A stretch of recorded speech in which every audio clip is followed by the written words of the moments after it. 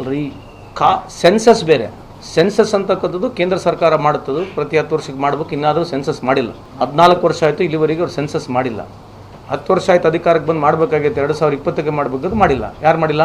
10 gram ಖರೀದಿಗೆ ₹1,000 ವಿನಾಯಿತಿ, ಮತ್ತೆ ವೇಸ್ಟೇಜ್ ಮೇಲೆ 10% ರಿಯಾಯಿತಿ. ಮನು ಜ್ಯುವೆಲರ್ಸ್, ಕೋಪಿಕರ್ ರಸ್ತೆ, ಹುಬ್ಬಳ್ಳಿ. ಯಾರು ಮಹಾರಾಜರಿಗೆ ಹೇಳ್ರಿ, ಮಹಾರಾಜರಿಗೆ ಕೇಳ್ರಿ, ಯಾಕೆ ಮಹಾರಾಜರೇ ಇನ್ನೂ ಆಗಿಲ್ಲ ಅಂತ ಅವ್ರಿಗೆ ಕೇಳ್ರಿ. ಒಂದು ಜಾತಿ ಗಣಿತ ಮಾಡ್ತಕ್ಕಂಥದ್ದು ಇದೇನು ನಮ್ಮ ಅವು ಬ್ಯಾಕ್ವರ್ಡ್ ಕ್ಲಾಸಸ್ ಸಮೀಕ್ಷೆ ಮಾಡ್ತಕ್ಕಂಥದ್ದು ರಾಜ್ಯ ಸರ್ಕಾರ ಮಾಡಿದೆ. ಆಮೇಲೆ ಇದರಲ್ಲಿ ಏನಾದ್ರು ಅವರಿಗೆ ಲೋಪದೋಷ ಇದ್ದರೆ ಅದು ಯಾವಾಗಲೂ ಸಮಾಲೋಚನೆ ಮಾಡ್ಬೋದು, ಮಾತನಾಡ್ಬೋದು. ಇನ್ನೂ ಸಂಪೂರ್ಣ ಆ ರಿಪೋರ್ಟ್ ಇನ್ನೂ ಹೊರಗೆ ಬಂದಿಲ್ಲ. ರಿಪೋರ್ಟ್ ಹೊರಗೆ ಬಂದ ನಂತರ ಎಲ್ಲರಿಗೂ ಅವಕಾಶ ಇದೆ.